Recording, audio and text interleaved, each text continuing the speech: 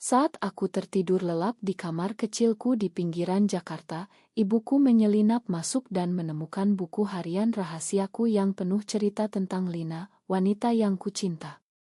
Pagi itu aku terbangun oleh suara tangisannya yang histeris, dan dia melemparkan buku itu ke wajahku sambil berteriak bahwa aku telah membawa aib bagi keluarga.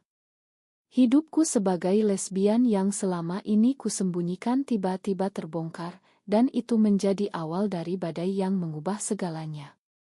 Aku, Aisyah, berusia 25 tahun, bekerja sebagai desainer grafis di sebuah agensi kecil di kawasan Sudirman. Hidupku tampak biasa saja di mata orang luar, anak perempuan tunggal dari keluarga muslim sederhana, ayahku seorang guru sekolah menengah, dan ibuku seorang ibu rumah tangga yang taat beribadah. Tapi di balik itu aku menyimpan rahasia besar. Lina, gadis 24 tahun yang kukenal saat kuliah di Universitas Indonesia, adalah cahaya dalam kegelapan identitasku. Kami bertemu di kelas seni, dan perlahan, persahabatan kami berkembang menjadi sesuatu yang lebih dalam. Di Indonesia, di mana masyarakat masih memandang hubungan sesama jenis sebagai dosa besar, kami harus bersembunyi.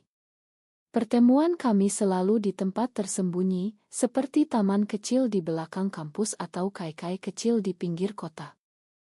Malam itu aku lupa mengunci buku harian. Biasanya aku menyimpannya di bawah kasur, tapi kelelahan setelah bekerja overtime membuatku ceroboh. Ibu, yang selalu khawatir tentangku karena aku belum juga menikah, memutuskan untuk membersihkan kamar saat aku tidur.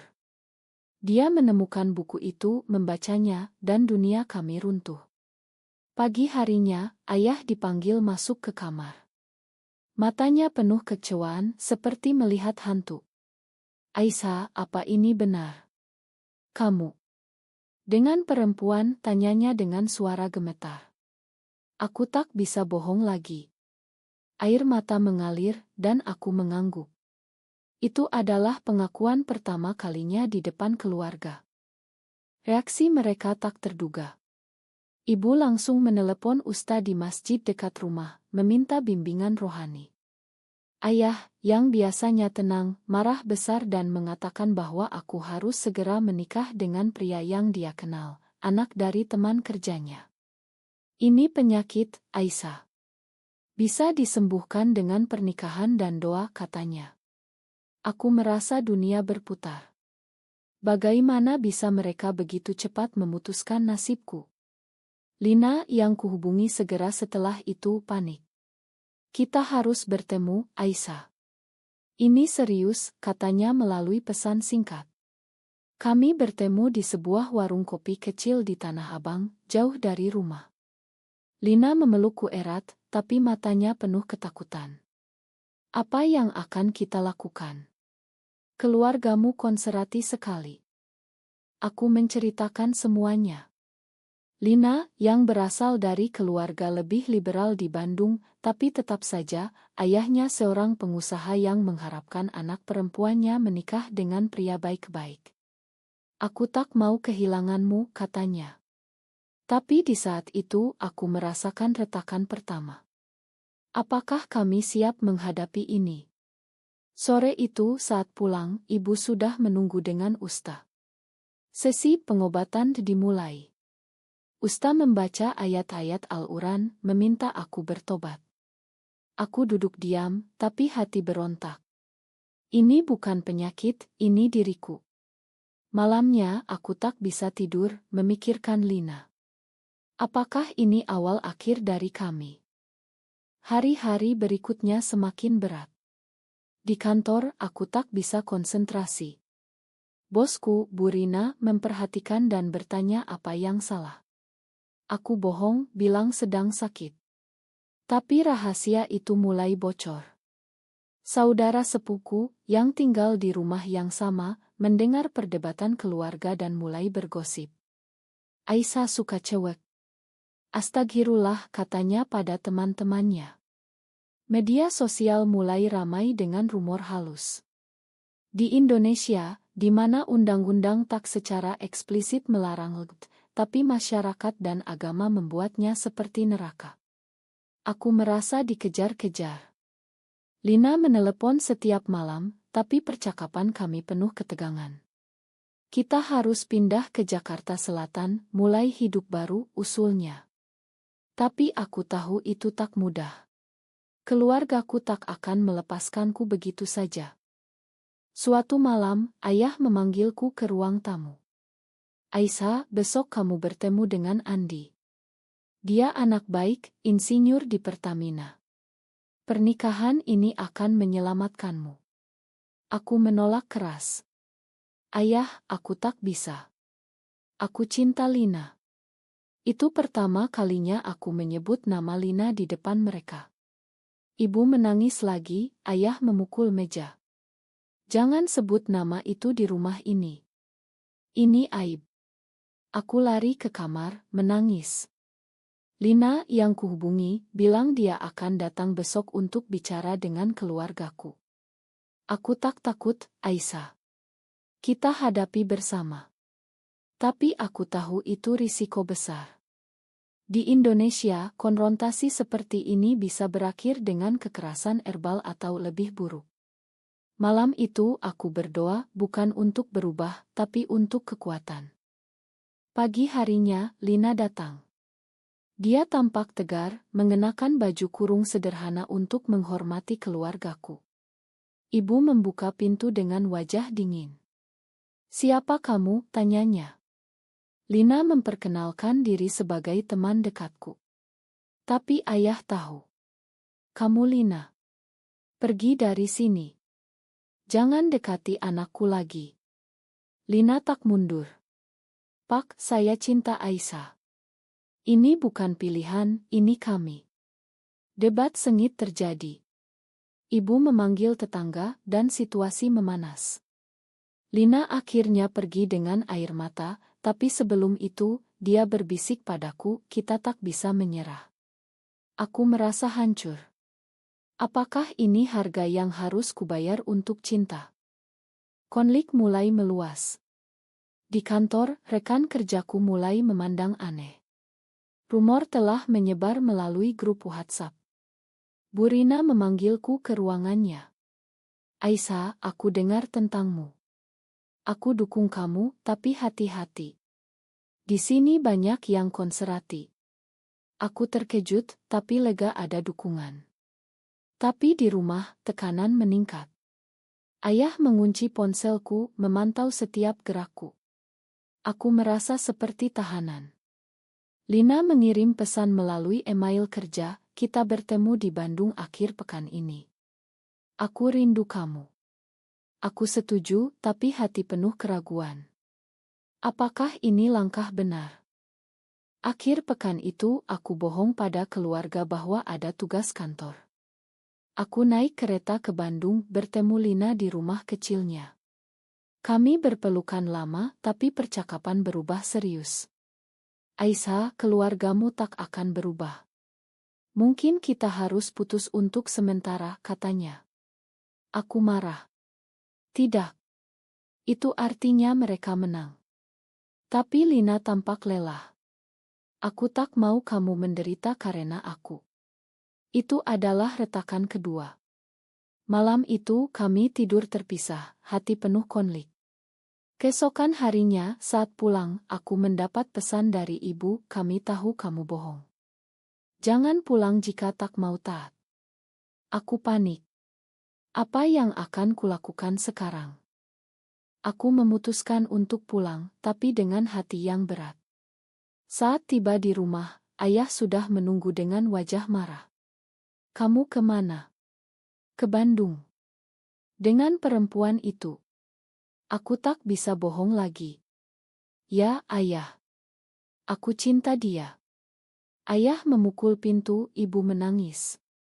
Mereka memaksa aku duduk dan mendengarkan ceramah panjang tentang agama dan norma masyarakat. "Di Indonesia, ini tak diterima, Aisyah. Kamu akan diusir dari masyarakat," kata ayah. Aku membela diri. "Tapi ini diriku, ayah. Bukan dosa." Debat itu berlangsung berjam-jam, tapi tak ada titik temu. Malam itu aku dikunci di kamar, tanpa ponsel. Aku merasa terisolasi. Pagi harinya, saudara sepupu, Rina, datang. Dia adalah satu-satunya yang tahu rahasiaku sejak lama, tapi dia memilih diam. Aisyah, kamu harus berubah. Ini untuk kebaikanmu, katanya. Aku marah. Kamu tak mengerti, Rin. Ini bukan pilihan. Rina menggelengkan kepala. Di sini, di Jakarta, orang seperti kamu akan kesulitan. Pikirkan masa depan. Percakapan itu membuatku ragu. Apakah aku egois? Lina menelepon melalui nomor teman. Aisyah, aku khawatir. Keluargamu bisa melaporkan kita. Di Indonesia, meski tak ada hukum anti-LGBTI nasional, tapi di beberapa daerah seperti Aceh, itu bisa jadi masalah besar. Tapi kami di Jakarta masih relatif aman, tapi tekanan sosial mematikan. Hari itu aku dipaksa bertemu Andi. Dia pria baik, 28 tahun, tampan dan sopan. Kami bertemu di kai dekat rumah. Aisyah, ayahmu bilang kamu gadis baik. Aku senang bertemu, katanya. Aku tersenyum paksa, tapi hati menolak. Andi, aku tak bisa. Aku sudah punya orang yang kucinta. Dia terkejut. Pria. Aku menggelengkan. Wanita. Andi mundur, wajahnya penuh kebingungan. Oh. Baiklah. Semoga kamu bahagia. Pertemuan itu gagal, dan ayah marah besar saat tahu. Kamu hancurkan peluangmu sendiri, katanya. Aku merasa bersalah, tapi juga lega. Lina mengusulkan kami pindah ke Yogyakarta, kota yang lebih toleran. Di sana komunitas lebih kuat, katanya. Aku setuju, tapi bagaimana meninggalkan keluarga? Malam itu aku menyelinap keluar untuk bertemu Lina di stasiun. Kami merencanakan pelarian. Kita mulai baru, Aisyah. Tapi saat pulang, ibu menunggu. Aisyah, jika kamu pergi, jangan kembali. Kamu bukan anakku lagi. Kata-kata itu seperti pisau. Aku menangis, memeluknya. Ibu, tolong pahami. Tapi ibu mendorongku pergi. Itu adalah pengkhianatan pertama dari keluarga.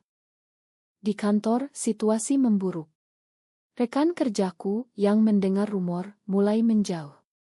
Satu-satunya teman, Sari, mendukungku. Aisyah, kamu berani. Aku bangga. Tapi bos memanggilku. Aisyah, klien kita konserati. Ini bisa memengaruhi pekerjaan. Aku terancam kehilangan kerja. Lina yang bekerja sebagai guru seni di Bandung juga mendapat tekanan dari keluarganya. Ayahnya menelepon, Lina, putuskan hubungan itu atau aku hentikan dukunganmu. Lina menangis saat cerita padaku. Aisyah, aku tak mau, tapi aku butuh pekerjaan. Keraguan mulai muncul. Apakah cinta kami cukup kuat? Suatu hari, kami bertemu di Jogja untuk akhir pekan.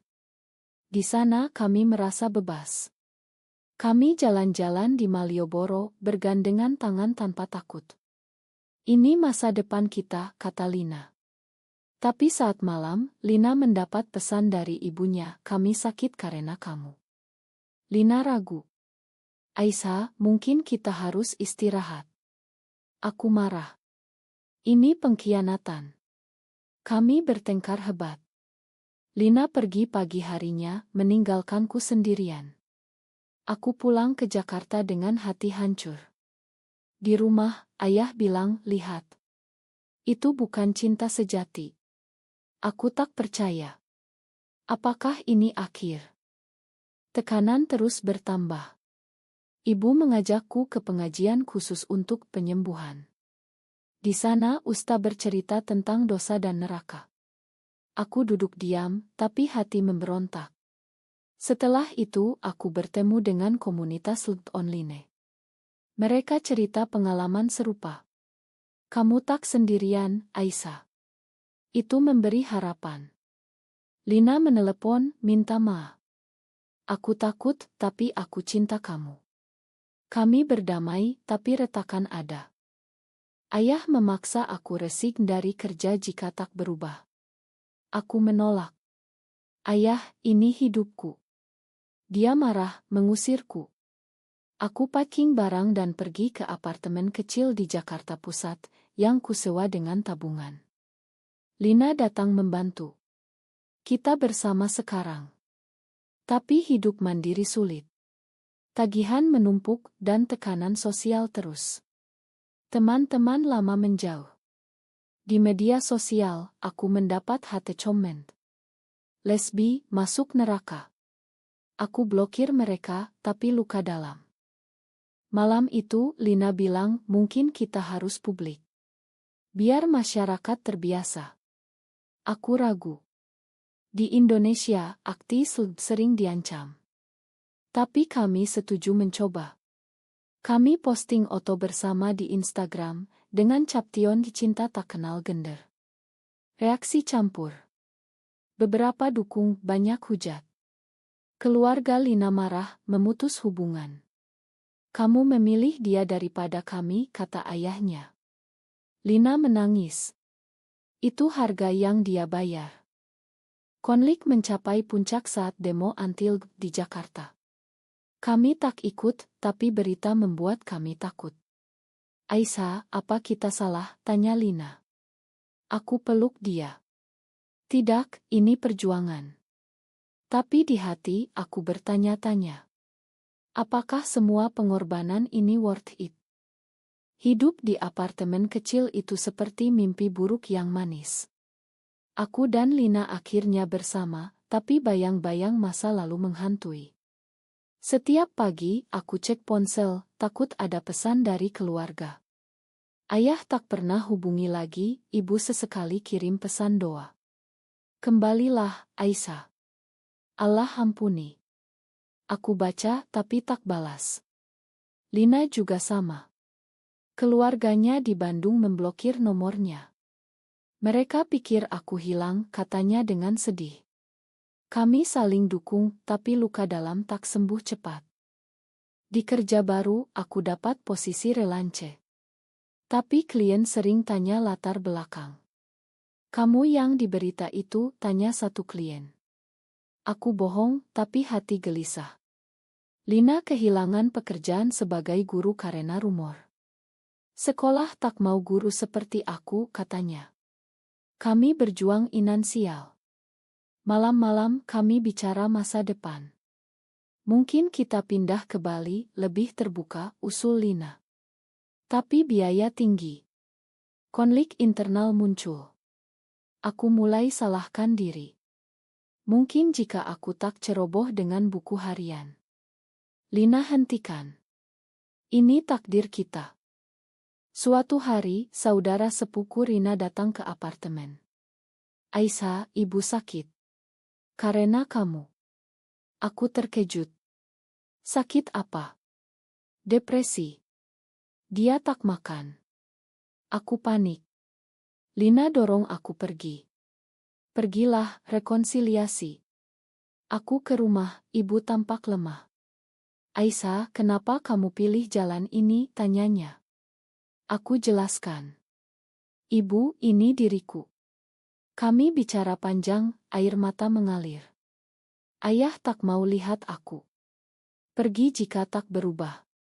Aku pulang dengan hati berat. Apakah aku harus pilih keluarga atau cinta? Lina tunggu dengan cemas. Bagaimana? Aku cerita. Mereka tak berubah. Lina peluk aku. Tapi malam itu kami bertengkar lagi. Kamu terlalu lemah terhadap mereka, kata Lina. Aku marah. Kamu tak paham, Lina. Mereka keluargaku. Itu retakan ketiga. Pagi harinya, Lina pergi ke Bandung untuk temui keluarganya. Aku harus coba. Aku sendirian, memikirkan semuanya. Di Indonesia, tekanan agama dan budaya membuat banyak pasangan putus. Apakah kami selanjutnya? Lina kembali dengan berita buruk. Ayahku mau aku menikah dengan sepupu. Aku syok. Jangan. Lina menangis. Aku tolak, tapi dia ancam warisan. Kami putuskan lawan. Tapi tekanan makin besar. Teman komunitas LGBTI ajak kami ikut gathering. Di sana kami dengar cerita inspiratif. Kalian harus kuat, kata seorang aktivis. Itu beri semangat. Tapi saat pulang ada ancaman di Instagram. Hati-hati, lesbi. Kami tahu alamatmu. Kami takut. Lina usul lapor polisi. Tapi polisi sering bias, kataku. Kami putuskan pindah apartemen. Hidup baru di Jakarta Timur. Kami mulai bangun ulang. Aku dapat proyek besar, Lina ajar priat seni. Tapi masa lalu datang lagi. Ibu telepon. Aisyah, ayah sakit jantung. Karena stres. Aku pergi ke rumah sakit. Ayah tampak lemah. Aisyah, makan ayah. Tapi tolong berubahlah. Aku menangis. Ayah, aku tak bisa. Itu momen emosional. Ibu peluk aku. Kami cinta kamu, tapi ini salah. Aku pulang, conflicted. Lina paham. Pilih yang terbaik untukmu. Konflik mencapai klimaks saat Lina mendapat tawaran kerja di Singapura. Ini kesempatan, Aisyah. Tapi aku tak mau tinggalkan kamu. Aku dorong dia pergi. Pergilah untuk masa depan kita. Tapi hati sakit. Apakah ini pengorbanan? Lina tolak. Kita bersama. Tapi ayah Lina datang ke Jakarta, marah. Lina, pulang. Atau aku laporkan kalian. Ancaman itu serius. Di Indonesia, meski tak ilegal, tapi pelecehan bisa terjadi. Kami sembunyi. Malam itu kami bicara mendalam. Aisyah, apa kita salah memilih ini? Tanya Lina. Aku jawab, tidak, tapi harga mahal. Kami putuskan hadapi. Tapi pagi harinya, polisi datang. Ayah Lina lapor penculikan. Kami jelaskan, tapi polisi skeptis. Ini urusan keluarga. Lina dipaksa pulang ke Bandung. Aku sendirian lagi. Hati hancur. Apakah ini akhir cinta kami? Aku hubungi komunitas untuk bantuan hukum. Mereka bantu. Ini pelecehan emosional. Aku ke Bandung, temui Lina. Keluarganya jaga ketat. Pergi, Aisyah. Kamu racun, kata ayah Lina. Lina curi-curi pandang, air mata mengalir. Aku pulang dengan tekad. Aku akan lawan. Di Jakarta aku ikut kampanye LGBT. Untuk kami semua, kataku di pidato kecil. Itu odd or thought. Tapi risiko tinggi. Beberapa hari kemudian, Lina kabur dan kembali ke aku. Aku pilih kamu. Kami peluk. Tapi sekarang kami buronan keluarga. Hidup penuh ketegangan. Apakah ini kebahagiaan? Setelah Lina kembali, kami pindah ke Surabaya berharap mulai baru. Di sana komunitas lebih kecil, tapi kami dapat dukungan. Aku kerja remote, Lina buka studio seni kecil. Tapi trauma tetap. Malam-malam kami mimpi buruk tentang keluarga. Aisyah, aku rindu ibu, kata Lina. Aku sama. Kami coba hubungi, tapi tak ada respons. Di Indonesia, rekonsiliasi sulit untuk pasangan seperti kami. Suatu hari, berita nasional tentang RUU anti-LGBT membuat kami takut. Jika disahkan, kita bisa dipenjara, kata Lina. Kami diskusi panjang. Mungkin kita emigran ke Australia, usulku. Tapi Isa sulit. Konflik internal muncul lagi. Lina mulai depresi. Aku lelah, Aisyah. Aku bawa dia ke terapis underground untuk LD. Ini normal, kalian trauma, kata terapis. Itu bantu tapi tak selesaikan semua. Ayahku telepon tiba-tiba. Aisyah, ibu meninggal. Dunia runtuh. Aku ke Jakarta untuk pemakaman. Keluarga lihat aku dengan dingin. Ayah peluk aku sebentar. Ini karena kamu, bisiknya.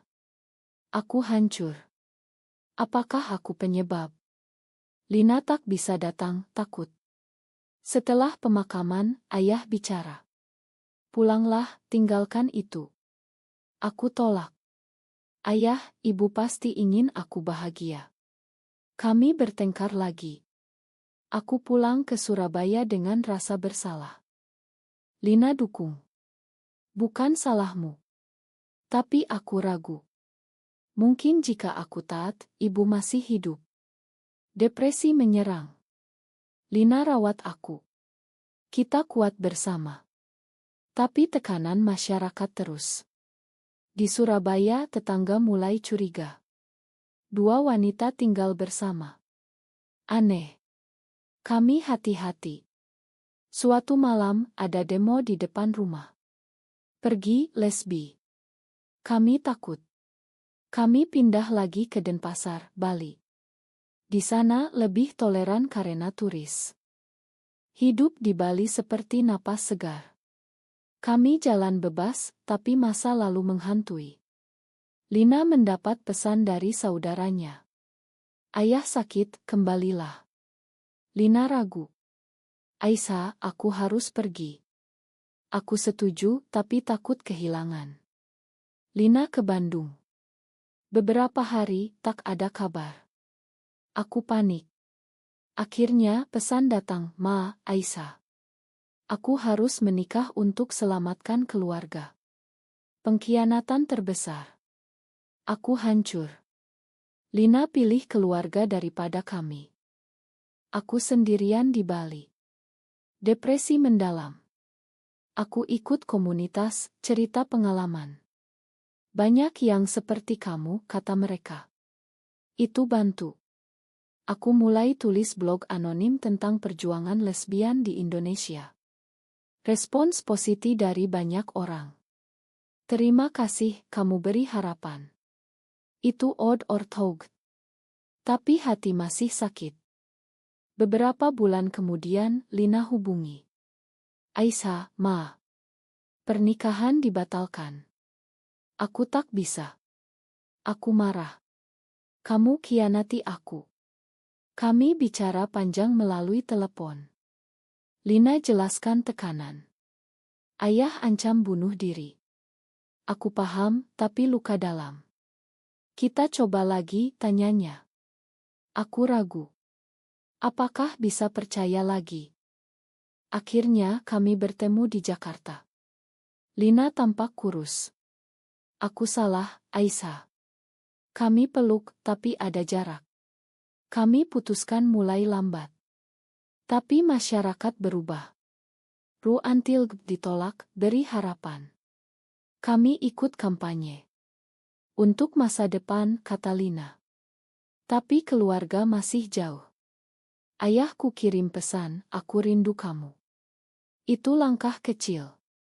Hidup kami sekarang penuh kompromi. Kami tinggal di Bali, bangun bisnis bersama. Tapi setiap keputusan punya harga. Aku kehilangan ibu, Lina kehilangan keluarga. Apakah ini adil? Sekitar 850 white, ini kurang, tambah. Kami mulai terlibat dalam advokasi. Aku bicara di seminar kecil tentang pengalaman. Jangan biarkan masyarakat tentukan cintamu. Respons campur, tapi positif. Lina buat seni tentang LD, pameran di galeri. Ini cara kami berjuang. Tapi ancaman masih ada. Email HT datang. Kami abaikan. Suatu hari, ayah Lina datang ke Bali. Lina, makan ayah. Rekonsiliasi dimulai. Aku tak setuju, tapi aku cinta kamu. Itu momen indah. Ayahku juga mulai lunak. Datanglah ke rumah. Kami kunjungi, tapi hati-hati. Masyarakat Indonesia perlahan berubah, tapi masih jauh. Kami terus berjuang. Tahun-tahun berlalu, kami lebih kuat. Bisnis seni kami sukses di Bali.